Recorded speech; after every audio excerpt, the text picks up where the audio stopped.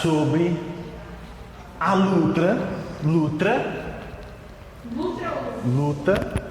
errado, entre a carne e o espírito. É que ia ficar muito óbvio. Não, é que ia ficar muito óbvio se eu tivesse colocado tipo aquela do que tem lá em cima. O anjinho de um lado, o capetinha do outro no ouvido do cara. Mas não faz sentido isso aí. Não faz sentido. É uma luta entre a carne e o espírito. É que não, o que me, tipo, foi a outra asa. Aí,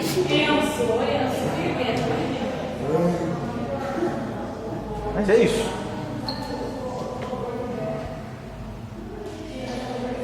Ô, irmã Marcia. Ô, Sânia, fecha a porta lá. Fechar a porta. Bom, a gente vai falar sobre isso. E a gente tinha 2 aulas atrasadas, eu pulei, porque o conteúdo das 2 era bem... A gente já falou bastante nas primeiras 4. Hoje era para ser a 5ª, mas vai ser a 7ª. Tá? Então é a carne versus o espírito. Vamos lá. Você, meu querido amigo Gustavo, já deve ter visto na televisão, na igreja, ou até em outras igrejas, né, que você já foi, aquela história de pregador coach ou pregador de prosperidade, que se você está em Jesus, se você crê em Jesus, se você aceitar Jesus, ele vai resolver os problemas da sua vida. Isso não acontece, né? Você nunca viu isso, é raro ver esse tipo de coisa. Então eles falam, creia em Jesus, aceite Jesus, venha para Jesus e a sua vida vai ser transformada. Isso é verdade. Jesus transforma as nossas vidas, Ele muda completamente a nossa mente, o nosso coração, a nossa forma de entender o mundo e de se relacionar com o mundo. Isso de fato acontece. Porém, em momento algum da Bíblia, em momento algum das Escrituras,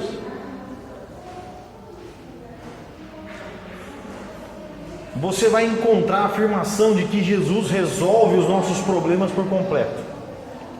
E não só isso, quando você lê a Bíblia, você começa a perceber que até podemos ter problemas resolvidos, mas outros continuam e outros ainda são somados. Crer em Jesus não é resolver problemas. Crer em Jesus é resolver o problema mais grave, que é o problema da sua condenação para o inferno. Isso aí é batata. Isso a gente resolve. Jesus resolve esse problema. Agora, em nenhum momento Jesus falou que quem crê nele vai ter dinheiro. Em nenhum momento Jesus disse que quem crê nele vai ter paz com a família. Muito pelo contrário. Ele diz, eu vim trazer a espada e quem sabe inimizade entre pais e filhos e pais. Então é mentira de que Jesus resolve problema. Até resolve, mas o problema que de fato ele resolve é um problema da nossa comunhão com Deus. O resto, talvez, e talvez não. E ainda pior, pode ser que crendo em Jesus sua vida piore. Você tenha menos dinheiro, menos saúde, menos paz. Basta ver a vida de Paulo. Era um cara que era cheio de dinheiro, comia do bom e do melhor. Vou acreditar em Jesus. Beleza, trouxão, vai lá. Vai ser perseguido, vai ser açoitado, vai perder toda a sua fortuna, vai ser caluniado, as pessoas não vão te ouvir, vai passar vergonha, um monte de coisa. Nessa vida, claro, a gente vai pra frente. Então, vamos à frente. O pregador da prosperidade promete cura, dinheiro e paz. A Bíblia promete que em terra é possível ser curado, ser próspero e ter paz. É possível. Mas a promessa que isso vai acontecer 100% é só no céu. Então ninguém vai ser rico, nunca Deus prometeu para ninguém que ele vai ser rico na terra. Mas no céu você pode ter certeza. Você vai ser completamente saudável, completamente próspero, completamente feliz. Na terra não. Agora perceba como essa teologia de culto e prosperidade é absoluta. Isso é importante. Essa ideia da teologia da prosperidade, ela é materialista e utilitarista. Em que sentido? Jesus serve quando ele é útil e ele também serve para ser útil. Quando Jesus não é útil, o Jesus deles é destruído, pois a realidade, ao que eles pregam, é completamente diferente. O que eu quero dizer com isso? O que é uma realidade, aliás, uma ideia materialista desse Jesus na teologia da prosperidade? Jesus é bom quando ele resolve problemas, quando ele me traz situações, resolução dos problemas, quando ele me traz um carro, quando ele me traz uma casa, quando ele traz saúde, etc. E se Jesus não trouxer? Aí é um problema, porque até o meu convite já não faz mais sentido, a minha pregação não faz mais sentido e nada do tipo. Ou seja, Jesus nada mais é do que um servidor, do que um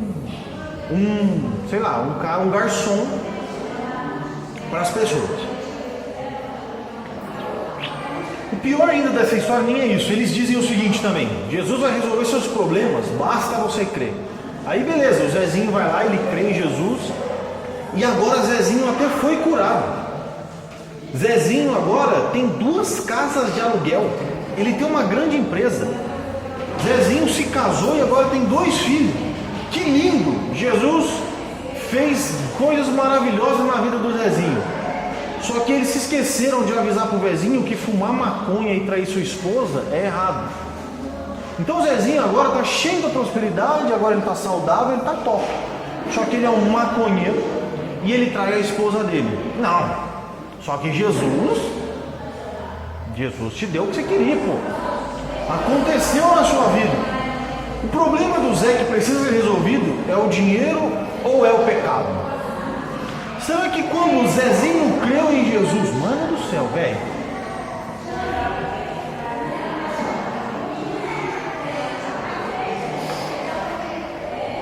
as irmãs juntou aqui embaixo para conversar. Ah, é um mistério?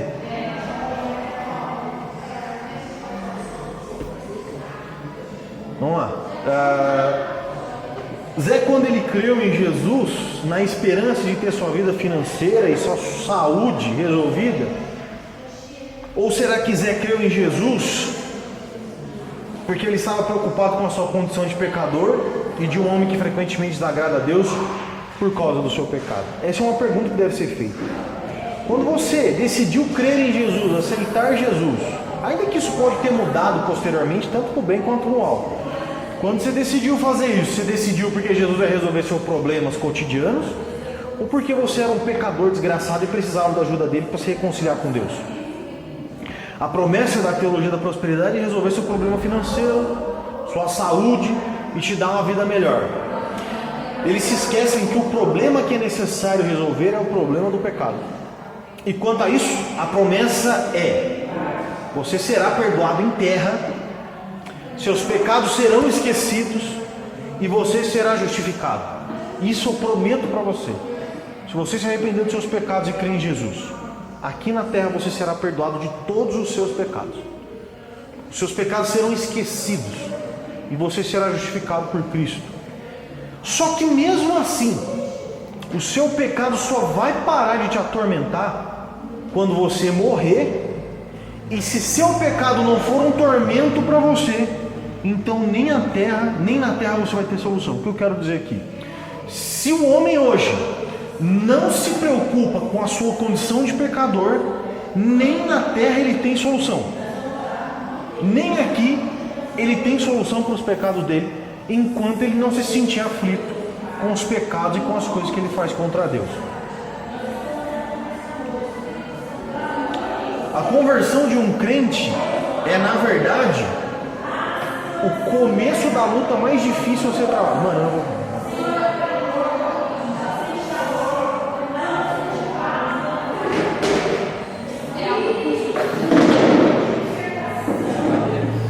Dá não.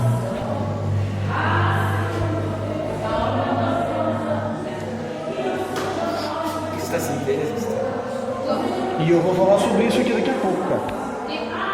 Mansidão, longanimidade, domínio próprio. Amém, gente. Vou esperar.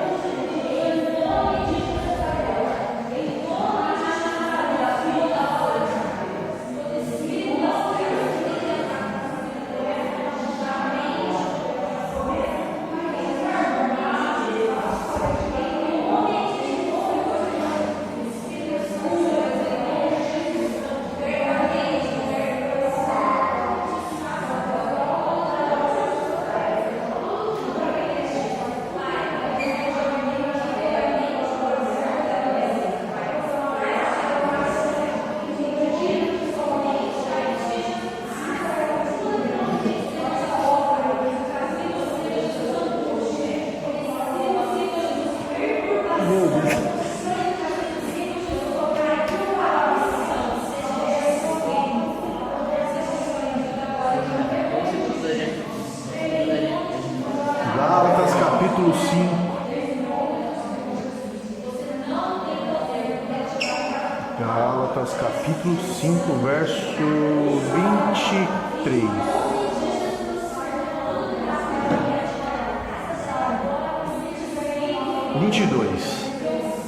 Mas o Espírito produz este fruto: amor, alegria, paz, paciência, amabilidade, bondade, fidelidade, mansidão e domínio próprio. Não há lei contra essas coisas.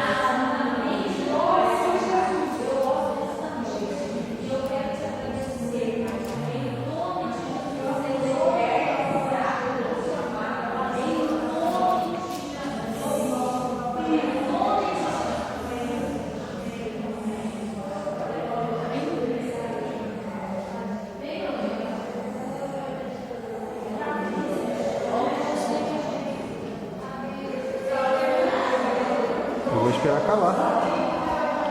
Longanimidade, mansidão, domínio próprio, paciência.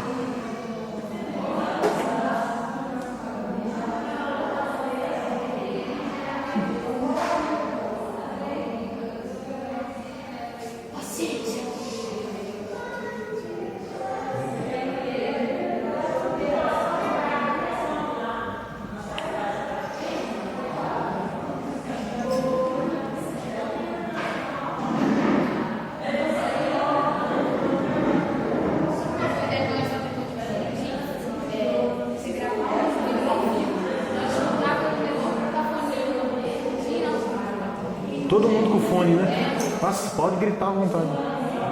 Verdade, é uma boa ideia, hein? Se tivesse como.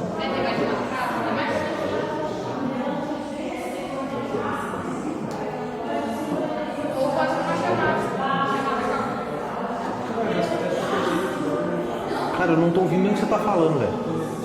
Na chamada. Ah, chamada. É uma boa. Mas vai virar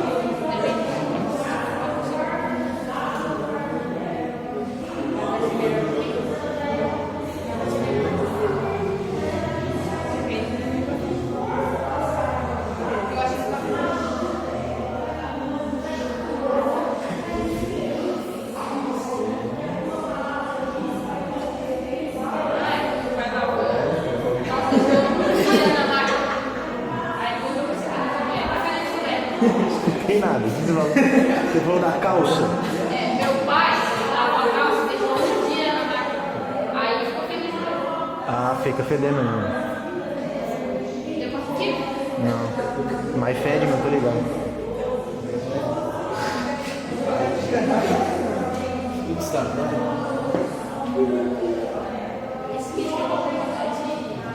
Esse skate é bom.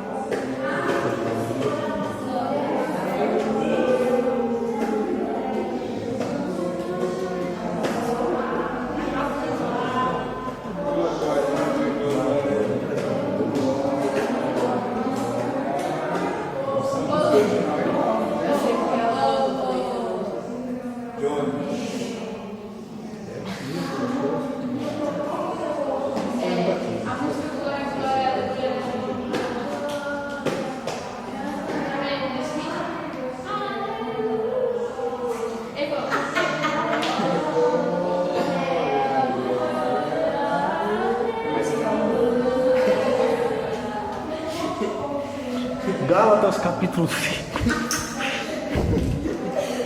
Gálatas capítulo 5, verso 22. Este é o que o Espírito produz: amor, alegria, paz, paciência, amabilidade, bondade, fidelidade, mansidão e domínio próprio. Ah, minha mãe foi embora. Ficou com você?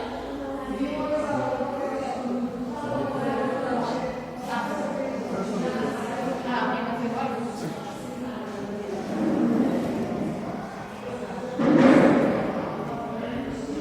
Ô, mas alguém tem graça? Graxa? Daí eu tenho graxa branca. Ah, não, entendi. É que eu vou passar no meu tempo pra cada um. Eu sei que existe. No termo de pano? Sim, mas funciona. No termo de pano. Glórias.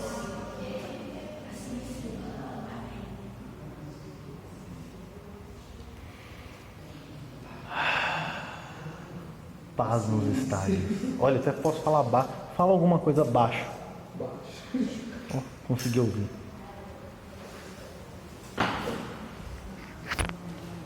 $15 minutos só. Mas o Espírito produz este fruto: amor, alegria, paz, paciência, amabilidade, bondade, fidelidade, mansidão, domínio próprio.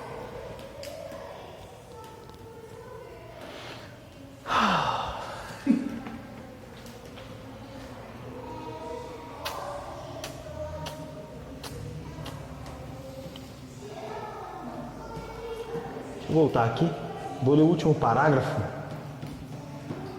O homem sem Deus, ele é 100% preso. Ele vive como se correntes fossem parte dele, como se o pecado fosse algo natural. Esse é o homem sem Deus. Já o homem com Deus, o crente, não, pois ele tem o auxílio do Espírito Santo de Deus para lutar contra a sua própria natureza. O descrente vai apenas para um lado da força. O crente vive como num cabo de guerra que ele mesmo puxa de um lado e o Espírito Santo puxa para o outro. O cabo de guerra do crente, aliás, do descrente, esse cabo de guerra do descrente não tem guerra. É somente uma pessoa puxando de um lado. Só um lado puxa. Então o que eu quero dizer aqui é: existe uma diferença muito grande entre o crente e o descrente.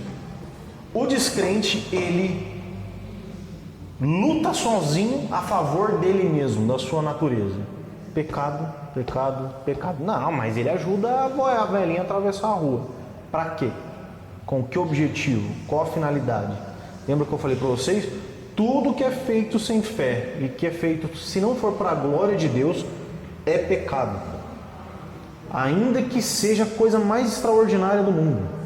Doar todos os meus bens a favor dos pobres. Você glorificou a Deus através disso? Não, pecado.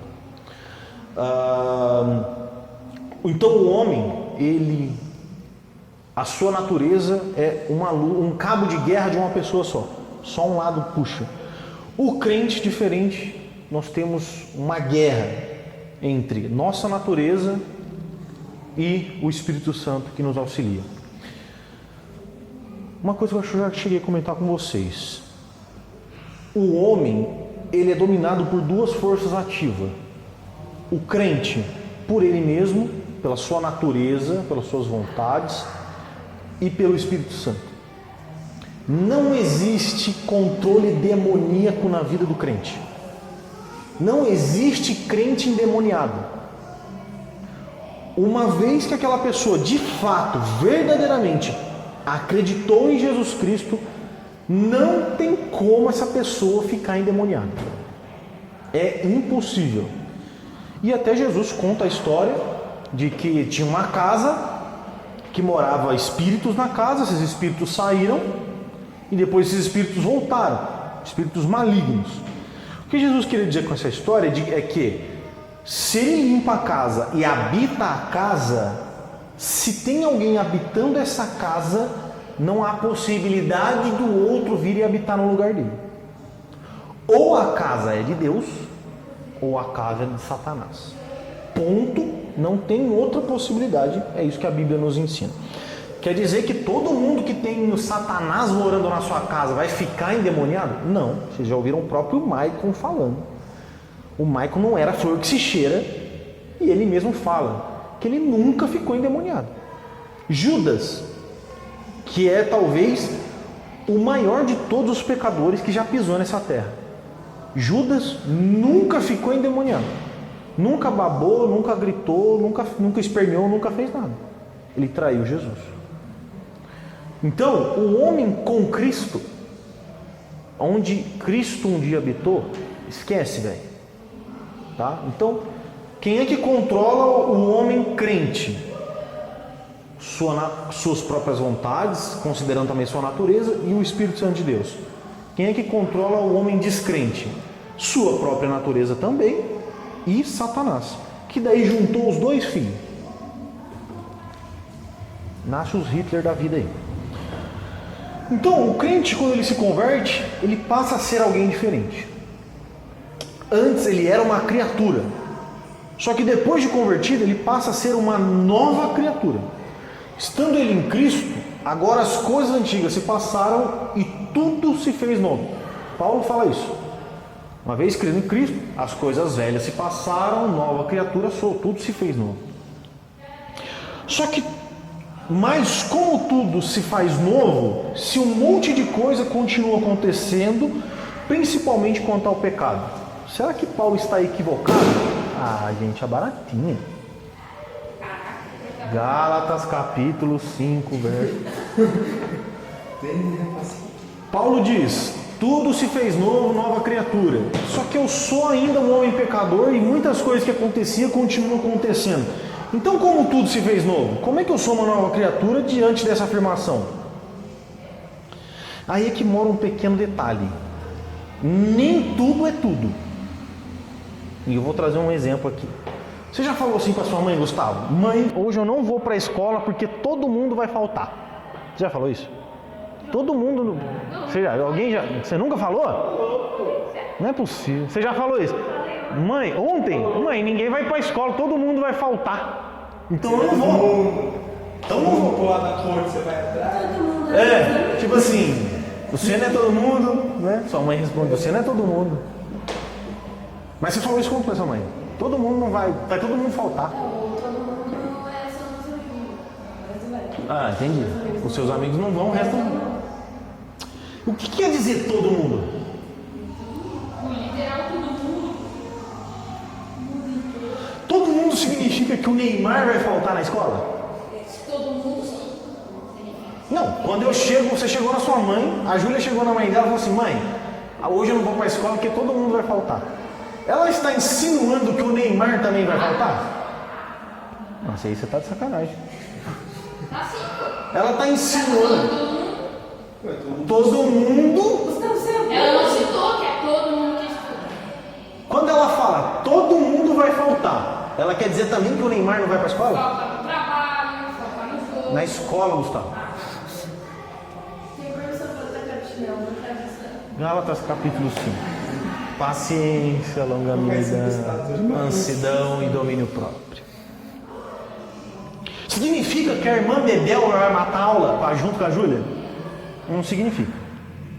Quando ela fala assim, mãe, todo mundo vai faltar. O que ela quer dizer? Que todo mundo... Ou seja, a escola inteira. Ok. Não é o Galvão Bueno e nem o Faustão. Ela não está botando nesse todo mundo, o Faustão não vai para a escola também. Ela está falando todo mundo dentro do... Realmente ele não vai para a escola porque estuda mais, né? Não, tudo bem, Gustavo, mas você entendeu o que eu quis dizer. Gustavo. Não! Todo mundo significa dentro do contexto escola. Ou seja, todo mundo da escola vai faltar, mãe. E mesmo assim, todo mundo não quer dizer 100% que 100% dos alunos vão faltar.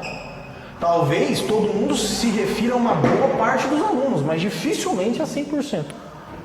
Então, quando eu falo assim, cara, fui para a igreja e estava todo mundo lá. Quer dizer... Tinha 7 bilhões. que tinha 7 bilhões de pessoas na igreja? Não. Quer dizer que todo mundo, dentro do contexto, todo mundo da igreja. E Brasil. Isso. Por isso, todas as coisas se passaram, eis que tudo se fez novo, e agora você é uma nova criatura. De fato, você é uma nova criatura. Todas as coisas se passaram. Tudo que era velho agora se tornou novo. Só que tudo, absolutamente tudo. Leve isso em consideração quando você lê assim, ó. Deus amou o mundo de tal maneira que deu seu Filho unigênito para que todo aquele que nele crê não pereça, mas tenha vida eterna. Deus amou o mundo de tal maneira que deu seu Filho unigênito para que todo aquele que nele crê não pereça, mas tenha vida eterna. Quem é o mundo que Deus amou? Quem crê em Jesus. Ah, então não é todo mundo indiscriminadamente. Todo mundo não é todo mundo. Todo mundo é aqueles que crê no Filho de Jesus. Falou todos aqueles que creem no Filho de Jesus. Olha, no Filho de Deus. Enfim, quando Paulo diz que todas as coisas se passaram e tudo se fez novo, não quer dizer que absolutamente todas as coisas se passaram e absolutamente tudo se fez novo. Claro que muitas coisas se passaram, muitas coisas agora são novas. Agora eu não tenho, por exemplo, mais prazer no pecado. O pecado me deixa agora triste, o que me fazia feliz agora me deixa triste. As minhas vontades agora foram transformadas, o meu coração agora é um coração de carne, não mais um de pedra. Porém, ainda existe a natureza pecaminosa no homem que vira e mexe. A velha criatura revive em nós. O pastor Michael, acho que ele está dando aula lá em cima, ele colocou uma frase interessante de Martinho Lutero, que eu poderia ter colocado aqui. Martinho Lutero fala assim: eu achei que o meu velho homem morreu nas águas do batismo, só que eu não sabia que o desgraçado sabia nadar. É isso. Então, Júlia, é isso, né? Domingo você foi batizada, nossa, larguei meu velho homem e ele morreu lá, só que o desgranhento é bom de nada. O que precisamos ter em mente é que nós, os convertidos, nós somos salvos, transformados, redimidos, e já podemos até declarar que nós vencemos o pecado pelo poder de Jesus. Na medida em que aprendemos a viver no Espírito, a velha natureza se torna cada vez mais fraca, mas não é aniquilada. Eu posso te dar certeza que vou falar do meu exemplo.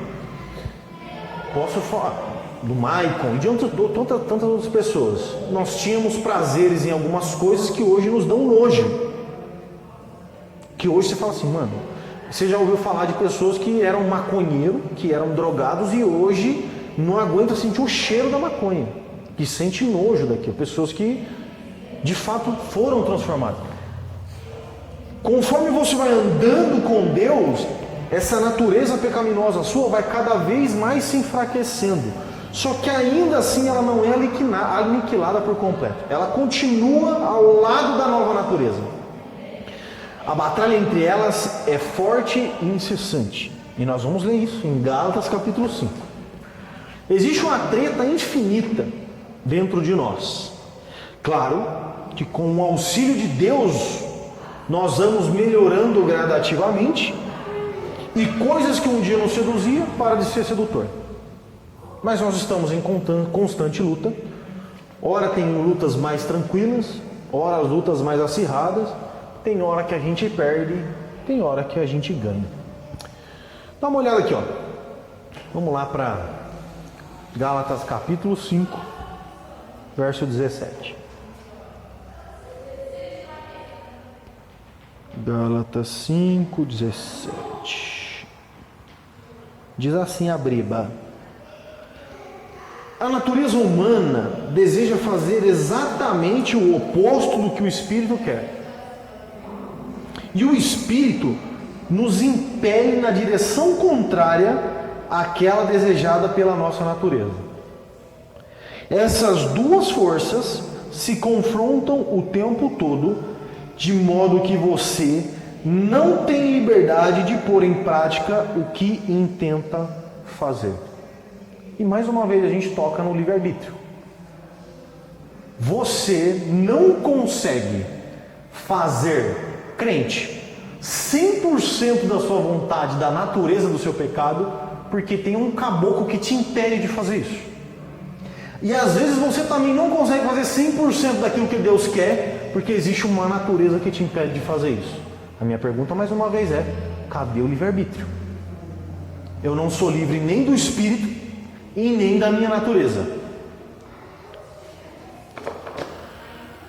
Então veja só, Paulo apresenta para a gente duas coisas que lutam: a carne e o Espírito. A carne, nossa natureza pecaminosa.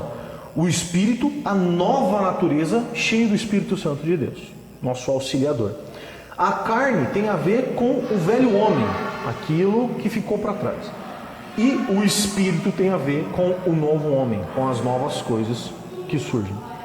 Vamos ver o que são as obras da carne. E no próprio texto do capítulo 5 de Gálatas, vemos Paulo explicando o que são essas obras da parte vermelha da carne. Olha só, Gálatas capítulo 5, 19 até o 21. Paulo diz: ora, as obras da carne são manifestas. Primeira coisa, note, eu já vou falar sobre isso mais à frente. As obras da carne são manifestas. É como se estivesse assim, ó, são evidentes. Você consegue ver, você consegue notar as obras da carne. Quais são as obras? Imoralidade sexual, impureza, libertinagem, idolatria, feitiçaria, ódio, discórdia, ciúmes, ira, egoísmo, dissensões, facções e inveja, embriaguez, orgias e coisa semelhante. E ele continua: eu os advirto, como antes já os adverti, aqueles que praticam essas coisas não herdarão o reino de Deus. O que quer dizer facções nesse contexto? Facções, divisões. Como se você criasse politicagem para o malefício da igreja. A política em si, na igreja, ela é até boa.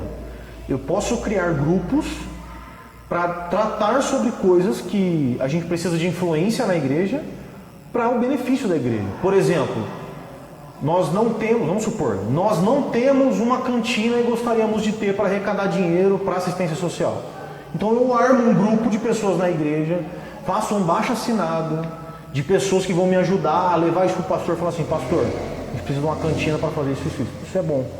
A política em si ela não é ruim, até dentro da igreja, para algum benefício, alguma coisa na igreja. Então, por exemplo, às vezes você está na mídia, você está no louvor e você queria algum benefício que você acha que vai trazer para o louvor. Nada te impede de convencer pessoas a pensar que nem você, sem problema nenhum. Agora, quando você faz isso para fazer assim, ó, putz, a Eglin ela não serve para ser. Por que ela não faz isso? Ela não serve. Já começou a criar essa facção de a Eglin não serve, o que serve é a minha opinião. Na igreja de Corinto, até cito aqui um pouquinho, você tinha partido de Paulo, partido de Pedro, de Apolo e de Cristo, entre aspas. Eram homens que falavam assim: eu gosto de quando Paulo prega, quando Pedro prega eu não curto. Tipo, você já viu o pastor João pregar? É uma bosta. Agora quando o Maicon prega eu gosto. É de Deus, João não é de Deus. Isso é facção. Dissensões, mais ou menos a mesma coisa, mas trata mais de fofoca. Talvez a gente pegar outra tradução. Discórdia, ambições egoístas também, quando você quer algo para si próprio, enfim. Outras traduções trarão outros termos que pode ser que fique mais fácil, mas eu gosto bastante dessa daqui, que eu acho que é a NVI ou NVT. É importante perceber que Paulo ele cita várias obras da carne, e essas obras são coisas conhecidas dos leitores. Ele não está citando nada aqui que aqueles leitores não tinham ciência do que estava sendo escrito.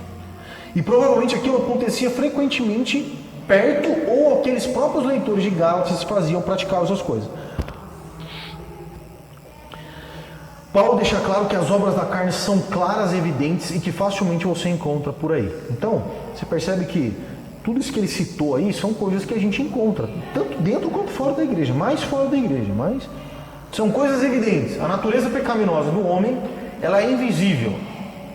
Quero dizer que o pecado herdado de Adão é invisível. Você não vê o homem você só vê o homem como um monte de osso e carne. Não vê o pecado original. Então quando eu olho o João, eu não enxergo e falo assim: nossa, pecado original. Não, vejo carne, osso, olhos, enfim. A natureza do homem nesse sentido é invisível, porém as obras dessa natureza são visíveis e facilmente identificadas. Podemos dividir essas obras em 4 partes. E se você for notar no texto aqui, ó, imoralidade sexual, impureza, libertinagem, ponto e vírgula. Idolatria, feitiçaria, ponto e vírgula. Ódio, discórdia, ciúme, ira, egoísmo, dissensões, facções e inveja, ponto e vírgula. embriaguez, orgia e coisas semelhantes. Então, se você pegar esses pontos e vírgula, dá 4 grupos de obras da carne, 4 áreas em que as obras da carne atuam e a gente vai ver cada uma delas. No verso 19, sexo tem a ver com o sexo em si. Impureza sexual, prostituição e lascívia. É a primeira parte ali quando você pega o texto. Vamos voltar lá, de novo. Ó, imoralidade sexual, impureza e libertinagem. A primeira parte, esse primeiro grupo, se trata das coisas sexuais. Qualquer que seja a atividade sexual que se encontra fora dos padrões estabelecidos por Deus no Éden é pecado. Sexo fora do casamento é pecado. Antes do casamento é pecado. Mão naquilo, aquilo na mão é pecado. Enfim, toda e qualquer atividade sexual fora do casamento é pecado. Vale lembrar que não é só o ato em si que é pecado. Isso é importante, gente. Isso aqui é para você ver como o bagulho é difícil. E se a gente não refrear a nossa natureza, a gente constantemente fica pecando e a gente não está nem vendo. Não é só o ato em si de fazer sexo fora do casamento, por exemplo, que é pecado. Mas a volição pode também se tornar pecado. Lembra lá em Mateus capítulo 5, no Sermão do Monte, Jesus diz o seguinte: se você olhar com a intenção impura para a mulher do próximo, você já está pecado. Você não beijou a mulher do próximo, não teve relação sexual com a mulher do próximo, não pegou na mão dela, nem encostou nela. Você olhou e teve intenção impura. Você cometeu adultério. Você está entendendo a merda que é?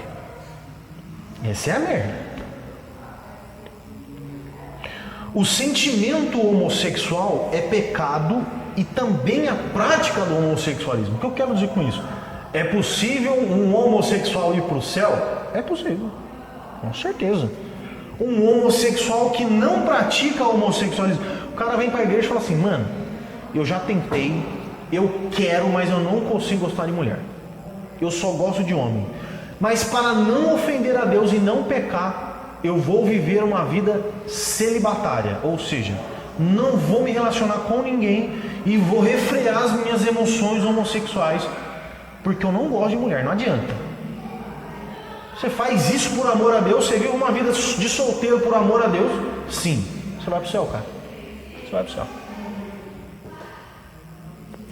Eu tenho uma vontade de fofocar. Nossa, mas você não tá ligado. É que a gente pega, eu tô falando da fofoca porque a gente pega o homossexualismo e a fofoca como se fosse, nossa, não, o homossexualismo é muito mais pesado. Mesma coisa. Ah não, eu sou fofoqueiro e fofoco mesmo. Eu não refreio minhas fofocas por amor a Deus. É, o homossexual vai pro céu, você vai queimar no inferno. Ponto. Então, as próprias vontades que surgem no coração do homem é consequência do pecado e também pecado. Jesus também falou: se você odeia o seu irmão ou o próximo no seu coração, é como se você já tivesse matado ele. Você não matou ele, você não deu um tiro na cara dele, mas é como se já é pecado. Vale lembrar que o sentimento para o sexo é uma disposição natural do corpo, é normal. Mas esse sentimento pode se manifestar de forma pecaminosa, assim como a fome, a sede, o ódio e até o amor. Amar, pode falar. Pode falar. Não é. A gente está falando de ser real. É. Nem Como é que a sede, vamos lá, tem como pecar? bebendo água? Bebendo água? Sede. Tô com sede de beber água. O que eu vou fazer? Vou ali na banquinha e roubar um copo d'água. Tô com sede de beber água. O que eu vou fazer? Vou furar fila, porque a bica tem muita gente.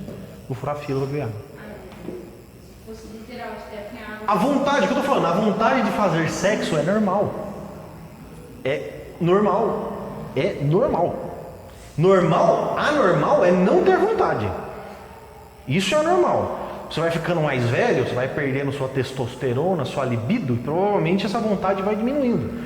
Só que essa vontade que diminui não é normal. O normal é você ter um corpo com a testosterona em dia. Mas a velhice, consequência do pecado. A falta de hormônio, desregulamento hormonal é consequência do pecado. Então, o normal é ter as vontades sexuais equilibradas. Não é ser um ninfomaníaco e nem alguém que fala assim, não, tô nem aí pro sexo. Isso é anormal. Por isso que é pecado fazer sexo antes do casamento, tanto quanto não fazer no casamento. Tá entendendo? A merda que é. Por isso que eu estou falando que até amar pode ser pecado.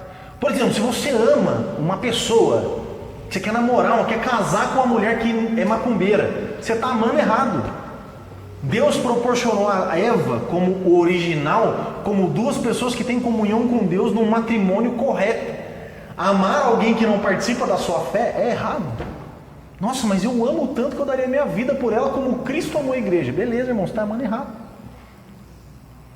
Por isso que o sentimento em si, ele é normal. Ter ódio. Você pode ter ódio pecando ou não pecando. Se você vê uma pessoa bicudando um cachorro na rua e não sente ódio, não sente raiva, não sente ira, a pessoa jogando uma criança do prédio, estuprando. Vocês viram uma notícia que saiu? Vamos lá, vamos entrar nessa. Ai, no carnaval teve um trio elétrico que era o capeta.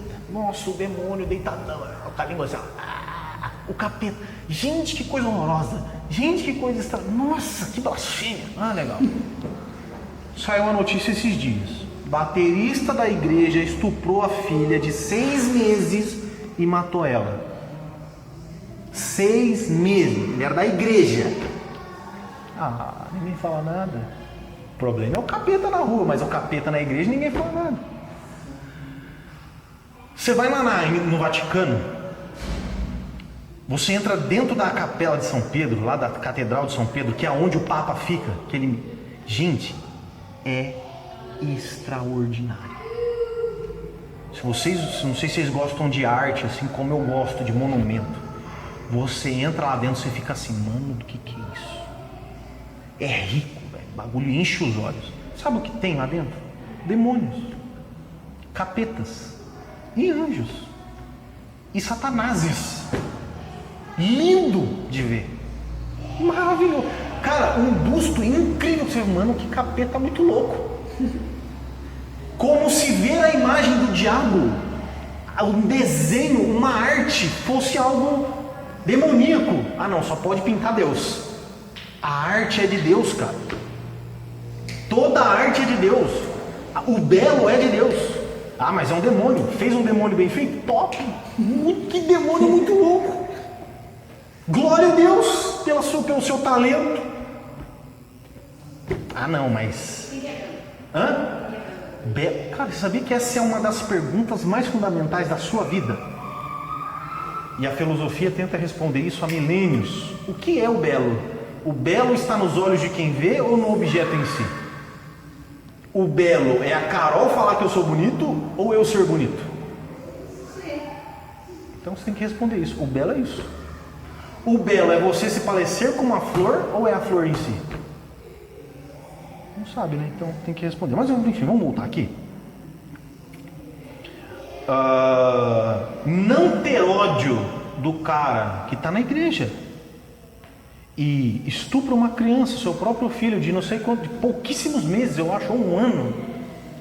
O cara estuprou a própria filha, velho. Vocês nem sabiam disso, né? Vocês ouviram falar de não. Mas o capeta na Sapucaí, vocês ouviram falar? Não também? Ah, vocês ouviram? Ah, o capetão. Ah, tá bom. Ah. Sabe o que vai acontecer ano que vem no carnaval? Vai ter capeta de novo. Porque vai ter mais. Sabe o que vai ter? Mais uma vez? Satanás, Jesus sendo profanado. E tá, isso aí é normal, gente. Agora o cara que Edir Macedo sobe no púlpito e fala assim, não, até certo ponto eu sou a favor do aborto. Ah, é o Edir Macedo. Um ódio mortal no coração desse povo. Mas beleza. Entendeu? Que o sentimento ele pode ser legítimo e se manifestar de formas pecaminosas ou santas. Deus ele se ira, ele tem ódio no coração. Sabe que Deus tem ódio no coração também? Deus tem. A segunda parte lista que Paulo colocou aí é quanto à religião. A primeira é quanto ao sexo, a segunda é quanto à religião. E ele fala de idolatria e feitiçaria. Idolatria às vezes é resumido apenas em adorar a imagem. Só que idolatria é toda e qualquer coisa que você coloca na frente de Deus, podendo ser você mesmo, seu filho, seu pai, seu carro, sua casa, seu dinheiro. Qualquer coisa que sobrepõe Deus é idolatria. Qualquer coisa. Pode ser eu, por exemplo. Se eu abraçar o Rogério Ceni, eu choro. Mas jamais o Rogério Ceni vai ser maior que Deus para mim. Mas é o cara que é o meu ídolo no esporte. Eu falo, mano, esse cara aqui não tem jeito. Mas é o Rogério Ceni. Feitiçaria agora tem a ver com o envolvimento de forças ocultas. Aí é macumba, coisa pesada. Isso acontece. Você vê na Bíblia, por exemplo, no Velho Testamento e também no Novo Testamento. Magia oculta. Pessoas que invocam espíritos. Mexe com feitiçaria mesmo. E aqui no Brasil, por exemplo, a gente tem evidência disso como as religiões afro, Umbanda, Quimbanda, Macumba, no modo geral. E horóscopo, por exemplo, o crente que acredita em horóscopo, ele vai lá e posta no status, ele posta no stories. Capricórnio. Ele é crente. Ai, meu Deus do céu. Ele acredita nos astros, no alinhamento do cosmos. Aqui, ó. Nossa, alinhou. Vou ganhar na Mega Sena. Ele acredita. Retardado. A terceira é a parte social. Que tem a ver com ódio, discórdia, ciúmes, ira, egoísmo, dissensões, facções e inveja. É necessário, olha só, isso aqui é muito importante. É necessário deixar claro que nem todo ódio, discórdia e ira é pecado. Ter ódio e ira da injustiça é algo bom. Discordar do erro também é bom. Vamos lá. Você está aqui na igreja e começa a perceber que o Maicon começou a orar para os anjos, a se vestir de branco, trazer chofar para a igreja e ficar rodando feito um macumbeiro lá na frente. Crie facções. Comece a convencer as pessoas de que o Maicon está errado. Isso é bom. E comece a falar, está errado. Está errado, está errado, está errado. Ou seja, nem toda discórdia é errado, nem toda ira, nem todo ódio é errado, tá? Tem isso em mente. Só que o foco do texto é tratar dos assuntos desses sentimentos quando eles são manifestados de forma pecaminosa. Um dos grandes problemas da igreja de Corinto era, por exemplo, a divisão da igreja, a promoção de facções de discórdia. Como eu falei, tinha o partido de Paulo, o partido de Pedro, o partido de Apolo e o partido de Cristo. O que foi? O que eu ia perguntar? Paulo trata essas coisas lá como um pecado, essa divisão que a igreja produz. Pecado. Vamos para a próxima. Que horas são? 17. E o final, ele trata sobre a questão de alimentação, sexo, religião, social e alimentação. Ele fala de embriaguez, orgia e coisas semelhantes. Interessante, você precisa notar que Paulo insere na categoria embriaguez e orgia. Parece que são coisas diferentes. Orgia é orgia, embriaguez é embriaguez. Pode parecer coisa distinta. Embriaguez tem a ver com bebida e orgia com sexo. Algumas traduções têm a palavra, não tem a palavra orgia, aliás, mas glutonaria. A palavra orgia faz mais sentido no texto. Eu vou explicar o que Paulo está dizendo. Paulo está se referindo aqui a embriaguez e orgia como uma única coisa. A palavra que Paulo insere aqui no grego chama komos, que significa orgia ou farra. Komos é como um sinônimo de festa de pessoas bêbadas. Pessoas que participam de um jantar regado a bebida alcoólica, música, e faziam essas festas para honrar o deus Baco ou Dionísio, que é o deus do vinho. Até se você, eu não sei se tem internet aqui. Já tem aula. Eu acho que está conectado na rede aqui. Vamos ver se vai pegar aqui. Deus Baco é o deus do vinho, ou Dionísio, qualquer um desses nomes. É, quase Diomedes. Quando você olha uma imagem do deus Baco, é ele aqui, ó. O chifre do... Não, ele bebendo vinho aqui em cima, ó. Vocês conseguem ver aí? Aqui ele com uma taça de vinho, ó. Aqui ele com uma uva aqui, ó. Então ele era um deus Baco. E, se eu não me engano, o deus Baco, ele tem a ver com a cultura romana, e o Dionísio com a mitologia grega. É a mesma ideia, só que mitologia romana e mitologia grega, tá? Mas a ideia de Paulo então é tratar essa situação, onde existia uma festa ao deus Baco ou Dionísio, que era regado de bebida e consequentemente orgia, que era uma coisa só, tá? Então era música, bebida alcoólica, faziam essas festas para honrar o deus Baco, deus do vinho. Comos, então, é uma palavra usada por Paulo para se referir ao que chamamos hoje de rave, baile funk, orgia, ou qualquer coisa que é regada a bebida, música, farra e pecado. E o carnaval seria como o comos. O carnaval, na sua ideia que nós temos de hoje, o que é o carnaval, é sair na rua, beijando um homem, bebendo e fazendo desgraceira na rua. Como tecnologia. Comos? Tem um nome de uma empresa que é isso? Não, como tecnológico. Então, é isso. Por isso que ele coloca embriaguez, orgia e coisas semelhantes. Porque faz parte de um contexto só. A bebida e a orgia. Que fique claro. Desregulamento. Enfim, as 4 categorias. Quando ele termina o texto falando, né? Essas pessoas que praticam essas coisas não entrarão no reino de Deus, as pessoas que praticam isso. E não está falando só do finalzinho, que é a parte de alimentação, mas sexo, religião, social e alimentação. Pratica essas coisas, pode ficar tranquilo que o lugar para onde você vai é quentinho. Então a gente passa para outra parte. Do 22 ao 23 ele fala assim, ó, mas o fruto do Espírito é o quê? O que é o fruto do Espírito? Amor, alegria, paz, longanimidade, benignidade, bondade, fidelidade, mansidão, domínio próprio. Contra essas coisas não há lei. Vamos dividir também, ó. Se você pegar aí, existem 3 divisões. As obras do Espírito ou frutos do Espírito resumidamente em 3 categorias: relacionamento com Deus, relacionamento com as pessoas e o relacionamento consigo mesmo. Relacionamento com Deus quanto a amor, alegria e paz, que é o verso 22.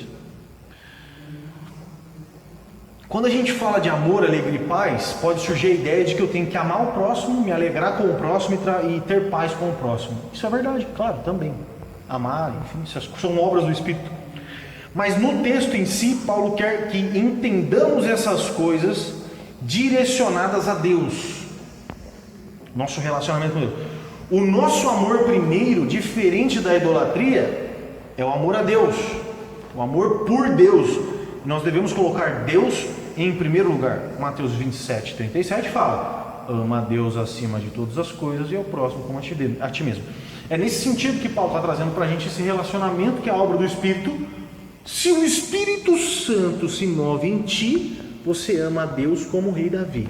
Entendeu? Sendo Deus o seu primeiro amor. A alegria também tem o mesmo princípio. É a alegria que nós temos no Senhor. E o próprio Senhor é a nossa alegria. Não. E também quanto à paz. Isso é muito importante vocês terem isso em mente. Romanos 5,1 diz o seguinte: tendo sido, pois, justificados pela fé, temos paz com Deus, por nosso Senhor Jesus Cristo, por meio de quem obtivemos acesso pela fé a essa graça na qual agora estamos firmes, e nos gloriamos na esperança da glória de Deus. Ter paz com Deus é uma das maiores bênçãos que o homem pode ter. Deus um dia era aliás, eu escrevi errado aqui. O homem, um dia, ele, quando convertido, né? Mas um dia ele foi inimigo de Deus. Eu era inimigo de Deus. Eu estava do outro lado do campo de batalha. O pecador em seu estado pecaminoso original não, mas no seu estado paraguaio, paralelo, não redimido, ele está como numa guerra contra Deus. E estar numa guerra contra Deus não é nada bom, pois Deus tem os melhores armamentos à disposição, né? E com apenas um sopro ele acaba com essa guerra. Só que agora, quando nós somos justificados, nós temos paz com Deus. Já não estamos mais na mira das armas de Deus, não estamos ameaçados pelo poder destrutivo de Deus, temos paz, somos amigos e aliados do dono do maior sinal do universo. Isso é maravilhoso pelo sentido dele. Quando é que você se converte, você entende o que aconteceu de fato na sua vida. É quando você olha para você e fala assim, mano, Deus ia me destruir de tal forma que ele ia me arrebentar, velho. É tipo eu entrar no ringue com o Mike Tyson. Aliás, com o Mike Tyson, com o Popó, com o Maguila, com o Anderson Silva e mais o Rei Mistério. Vocês conhecem o Rei Mistério?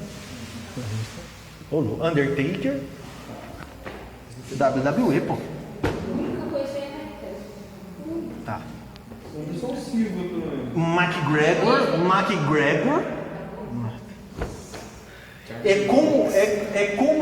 Como é que é o nome do Muhammad Ali, pô? Meu Deus do céu, velho. É como entrar no ringue certo de que você vai morrer. É certeza que eu vou perder essa luta. E mesmo assim você entra, porque você é trouxa. Você vai, vou entrar. Eu sou otário? Claro. Eu conheço ele. Eu vou conseguir, né? Polônia contra a Pior ainda, é tipo o Jaque contra a seleção do mundo de todos os tempos. o Jaco.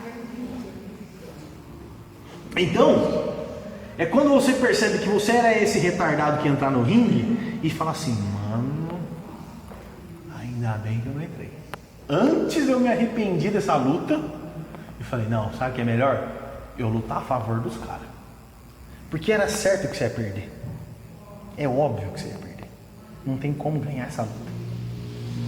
E na verdade você ia perder justamente. Você ia tomar um pau e os caras falaram, luta justa.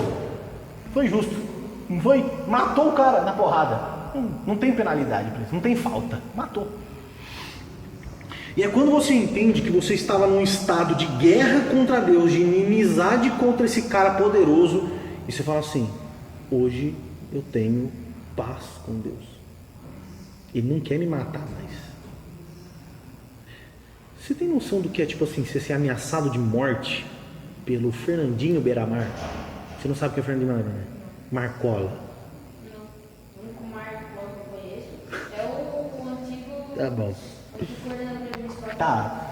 O exército americano, o FBI. SWAT. Sabe quem é o... Ô irmão, licença aqui. Oi? Ô, licença aqui, pô, desculpa, cara. Pode falar. Me perdoa, velho, trabalhando nisso na escola. Pode falar. Ô irmão, eu tô na rua, desculpa, boa noite, gente. Ô cara, tô passando uma humilhação aí, ó. Eu cheguei e batei na porta, acho que foi Deus que botou essa igreja na minha frente assim. Eu tô na rua, tem 2 dias, eu tô passando muito frio. Eu tô com essa roupa que vocês estão vendo, sou de São Paulo.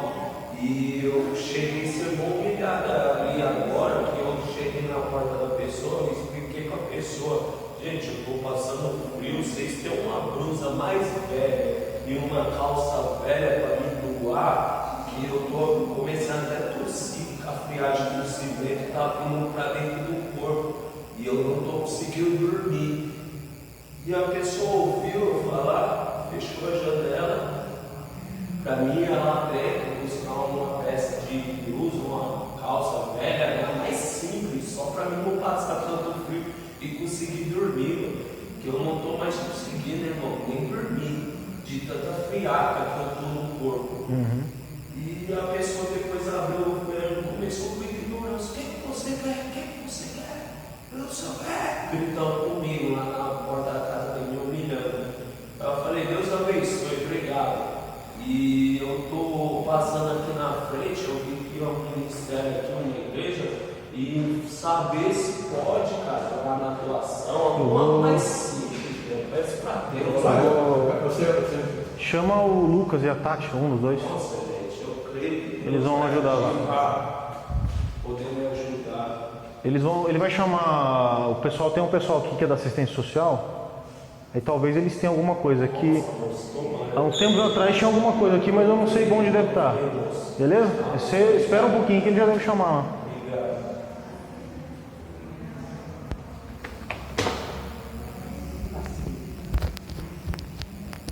Longanimidade, domínio próprio, mansidão. Bom, é isso. Ter paz com Deus é agora estar do outro lado. É ter a certeza de que o FBI e o exército americano jurou o Gustavo de morte e falou assim: relaxa, nós não vamos te matar mais. E não somente isso, porque você merecia. Não somente isso, agora você vai fazer parte de nós. Entendeu? Você é dos nossos agora. Você não entendeu, porque se tivesse entendido você ia chorar. Mas beleza. Segundo, o nosso relacionamento com o próximo, que é longanimidade, benignidade, bondade e fidelidade. Isso aqui é interessantíssimo, porque quando a gente começa a entender o que é cada coisa, as coisas vão transformando a nossa cabeça. Longanimidade tem a ver com paciência, tolerância, perseverança e lentidão em punir. Deus é isso com os seus filhos também. É isso com os seus filhos e também com os rebeldes. O que eu quero dizer com isso? Deus, ele é paciente, longânimo com o pecado da humanidade. Deus, ele, por exemplo, falou para Noé: construa uma arca. Beleza? Beleza. Foi lá construir a arca. Noé passou 120 anos construindo a arca. E ele construindo falou assim: gente, vai chover. Não é nada. Vamos viver. Nunca choveu. Nunca choveu. Você vai falar: ah, choveu. Tem uma nuvem no seu, irmão. Você é louco. Vai cair tempestade, vai ser No Saara. Vai chover 1 ano. Vai chover 50 anos. E a galera?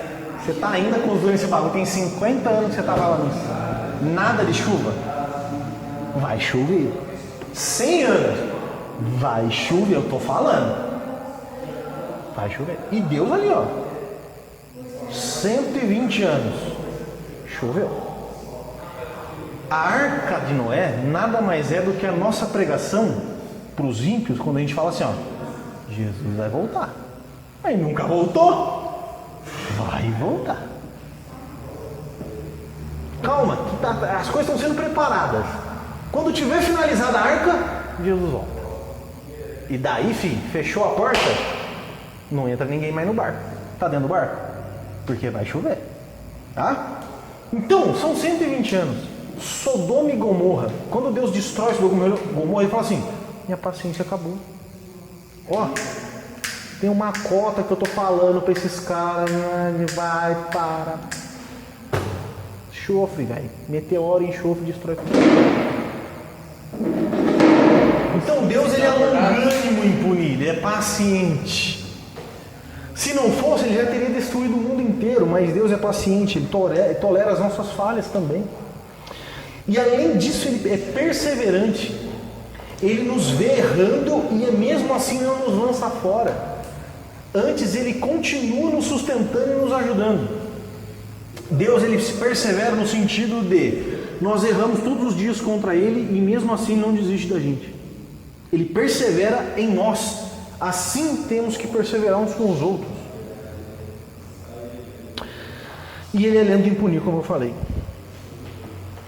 E quando ele é lento em punir, não quer dizer que ele não pune, quer dizer que ele é lento, né? Mas pune, quando ele dá a cacetada, filho, não tem jeito. Bondade é como gentileza, é ser bom para o outro, é se entregar pelo outro. Deus é isso, se desprender. Vocês conhecem aquela narração da Fórmula 1? Hoje não! Hoje não! Você lembra o que aconteceu? Vocês lembram o que aconteceu nessa corrida? Passou no último segundo, acho. Aconteceu nessa corrida que o Schumacher, ele precisava vencer a corrida para ele ser consagrado campeão. E quem estava na frente do Schumacher era o Rubinho. E a galera, quem era o Kleber Machado, ele estava falando assim, hoje não! Ele estava falando, hoje você não vai deixar o Schumacher passar. Vai ser a sua vitória. O que o Rubinho faz?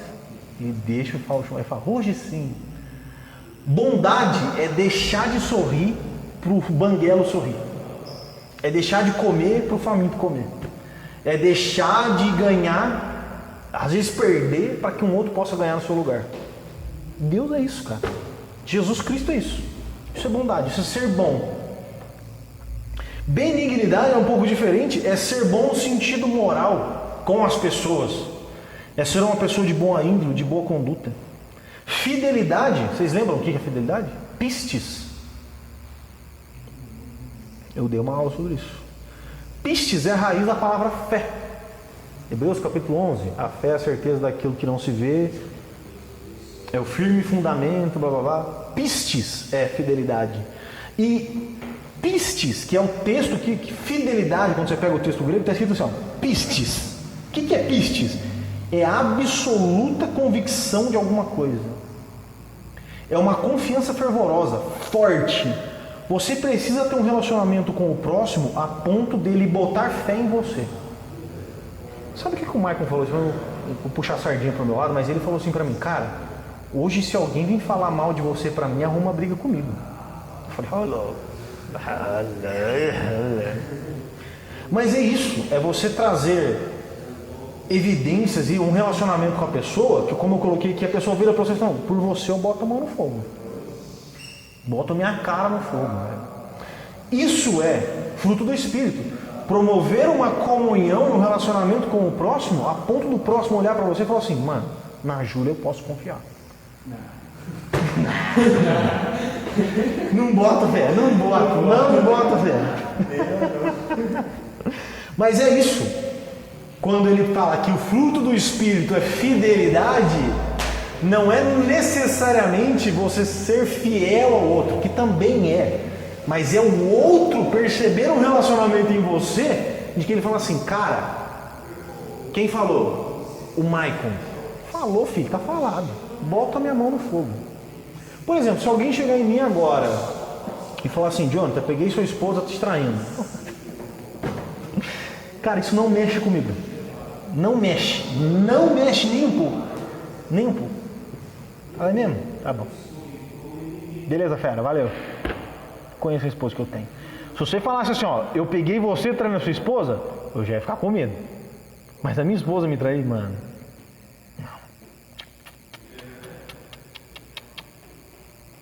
Não. A minha esposa não. Por quê? Porque ela criou comigo e eu com ela um relacionamento que, tipo assim, relaxa. Posso fazer muitas coisas erradas, mas fidelidade, relaxa. E por fim, o relacionamento consigo mesmo, que é o quê? O que é mansidão? O que é mansidão, Gustavo? O que é ser manso? Ser manso. Ser calmo. Calmo. Tem a ver. É o quê? Tranquilo. Relax. Sim, também. Só que a ideia de mansidão, pelo menos para o nosso pacífico, é diferente de pacifista. Mas também. Olha lá. Pacifista é tipo aqui, ó. Mano, você pode pegar meu filho e querer dar um tiro na cara dele, paz e amor, pomba branca, bandeira branca. Livros, S2, coração, arco-íris, amor ao mundo. Isso é ser pacifista. Isso é ser pacifista. Pacífico é quem promove paz. E se eu precisar matar para promover paz, a gente mata. São coisas diferentes, entendeu? Mas quando a gente traz o conceito mansidão para como um fruto do Espírito, ainda mais numa situação que Paulo está escrevendo aqui, eu vou explicar para vocês. Mansidão é suportar o mal. Isso não é resistência? Sim, também. Mas mansidão é como um animal que apanha e apanha e permanece manso. Ser manso é ser como um cavalo forte que é judiado pelo seu dono e mesmo assim não revida com coice. Então ser manso, tem muita gente que tipo assim, também, é como não é só como, dar a face. É também, cara, é isso, é tipo assim, é suportar a dor, suportar a humilhação, suportar, enfim. E tipo assim, mano, beleza, fera, é isso aí. Mas, tipo, isso aí conta, tipo, no ato ou no pensar? Vamos supor, no caso da investinha, a mãe bate no filho. E a filha fica com raiva, ele quer revidar, mas não pode. Sim, sim. Uma coisa, agora você não quer revidar porque você não quer revidar. Então, as duas coisas funcionam. Porque, por exemplo, quando eu trago a figura do animal, vamos pegar, dá pra falar, vamos pegar o trovão. Ele não é manso. Só que ele é manso até porque ninguém está batendo nele. Vocês já bateram nele? Já bateu de bater nele, de maltratar o animal? Então ele é manso. Ela não estava lá. Ele é manso até o ponto de que a gente trata ele bem. E se a gente tratar ele mal? Então, exatamente isso que eu estou falando. A mansidão é ser tratado mal, às vezes com injustiça, e permanecer manso. Quem fez isso? Jesus. Jesus fez isso. E o detalhe que eu entendi o que você quis falar, mas quando a gente olha para Jesus, ele nem quis revidar. Nem quis fazer isso. Porém, o mesmo Jesus que não revidou os tapas, insultos, entrou no templo irado e deu chicotada nos cambistas do templo. Fruto do Espírito também é ira. Também é olhar o mundo injusto e falar assim, isso aqui não é certo. Mas... Não, isso é manso. Isso é fruto do Espírito. Então, cara, isso, tipo assim, quando a gente fala de mansidão, a gente sempre pensa nessa palavra, manso, ser calmo, tranquilo. É também, só que não necessariamente é, porque o calmo, tranquilo em que circunstâncias? É no normal ou em momentos de pressão, dor e atribulação? Mansidão é suportar a dor, o sofrimento, calmo, manso. O último aqui é domínio próprio, é autocontrole, pessoa que tem a virtude de conseguir dominar suas paixões e apetites, principalmente quanto aos desejos sexuais. Domínio próprio é tipo assim, você ter raiva, às vezes até uma raiva pecaminosa, uma ira pecaminosa. Ou até uma ira santa, quem sabe? Uma ira santa, uma ira justa, mas não agir no impulso da ira. Eu vou dar um exemplo para vocês, aqui a Caroline, ela não vai assistir, mas eu vou falar dela. Não. A Caroline Barros de Souza, ela é muito de boa quando você insulta ela. Só que se você fizer mal para mim, o bicho pega. Sabe a mãe da Regina? Eu bato nos meus filhos, mas ninguém bate neles. É isso. Carol é assim.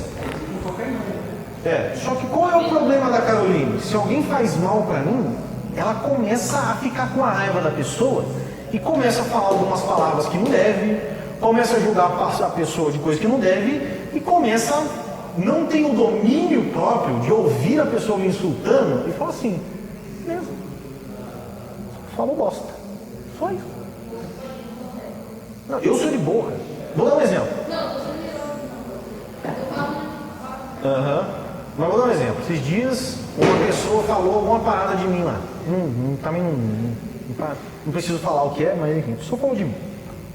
Ela pegou e falou assim, como é que pode uma pessoa faz de você? Não é possível, gente. Meu, essa pessoa não tem.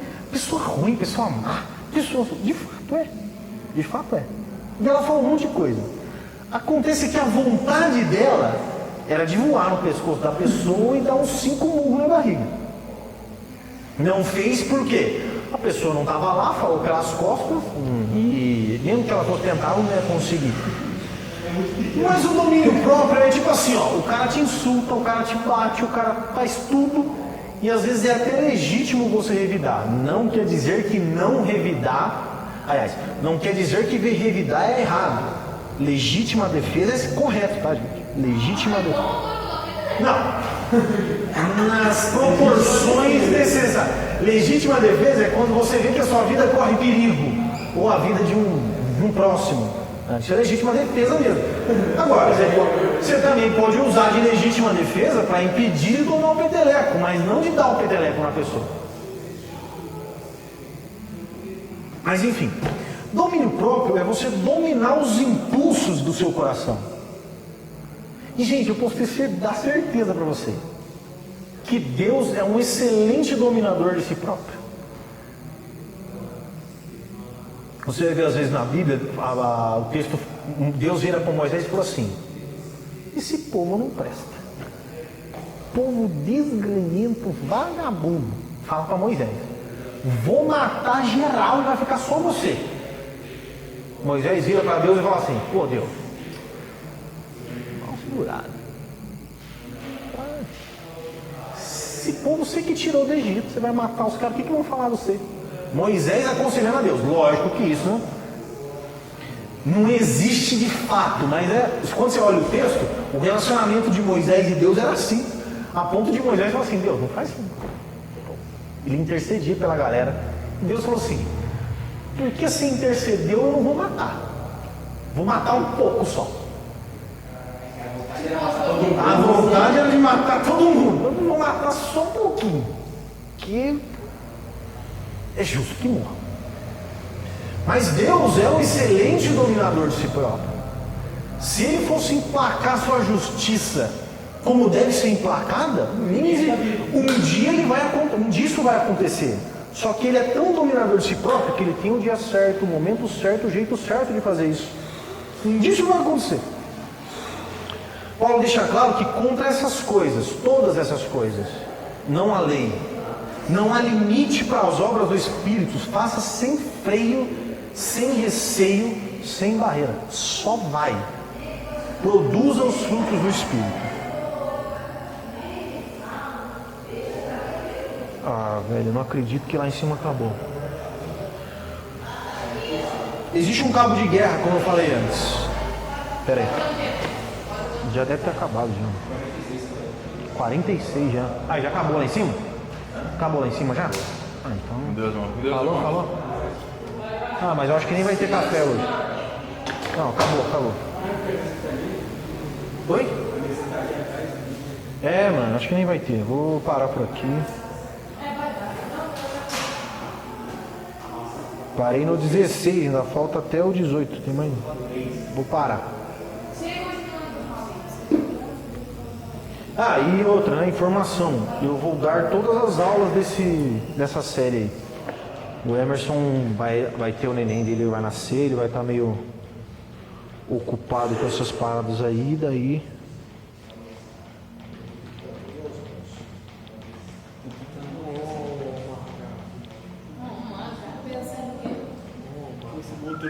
Bom, é isso. Alguma pergunta?